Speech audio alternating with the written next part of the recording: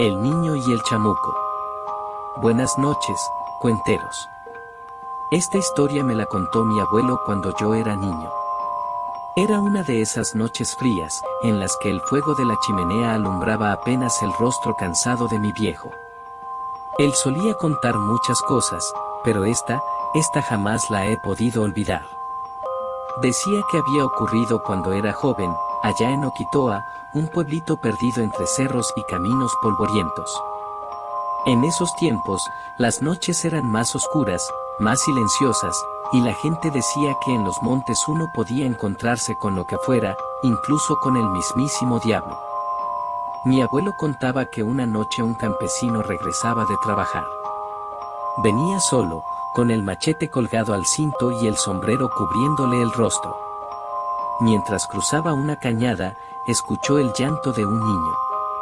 Era un llanto bajito, ahogado, como si tuviera miedo de que alguien más lo escuchara.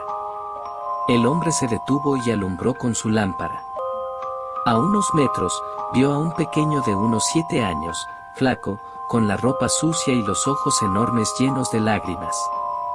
¿Qué haces aquí, chamaco?, le preguntó. El niño no respondía, solo temblaba.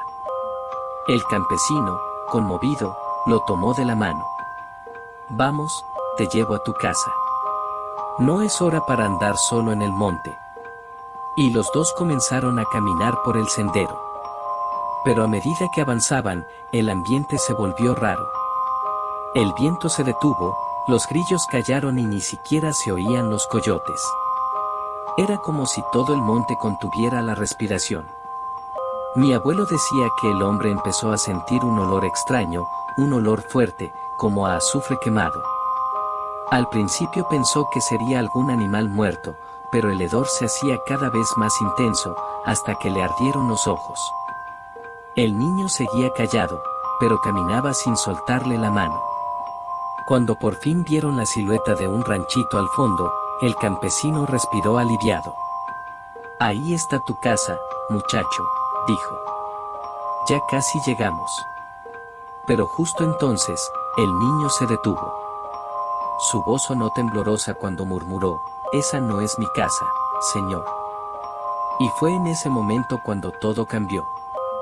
El aire se calentó de golpe, como si el monte entero se incendiara. El campesino se dio vuelta para mirar al niño, pero lo que vio lo dejó sin habla. La piel del pequeño se ennegrecía, se cuarteaba como brasas encendidas, y de sus ojos comenzó a salir humo. Mi abuelo contaba que el hombre quiso correr, pero no pudo moverse. Sentía el cuerpo pesado, como si algo lo aplastara. Entonces esa cosa, eso que antes era un niño, le habló con una voz ronca, como un susurro que quemaba el aire. Tu madre te dijo que no salieras de noche, que el diablo ronda por los caminos. Y mira, aquí estoy. El campesino gritó con todas sus fuerzas, pero el monte no devolvió eco alguno. Lo último que vio antes de desmayarse fue al niño caminando hacia él, con una sonrisa deformada por el fuego. Mi abuelo siempre decía que ese hombre sobrevivió, pero jamás volvió a ser el mismo.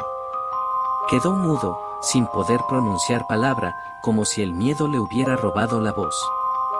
Y aquí viene lo más perturbador, cuenteros, mi abuelo juraba que ese niño del relato era su propio hermano. Después de aquella noche, nunca volvió a hablar. Solo se le veía mirando por la ventana cuando caía el sol, como si temiera que algo regresara a buscarlo. Cada vez que mi abuelo contaba esta historia, su mirada se perdía en las brasas de la chimenea, y yo juraría que sus ojos se oscurecían, como si en el fondo de su memoria aún se escondiera aquel rostro encendido del demonio.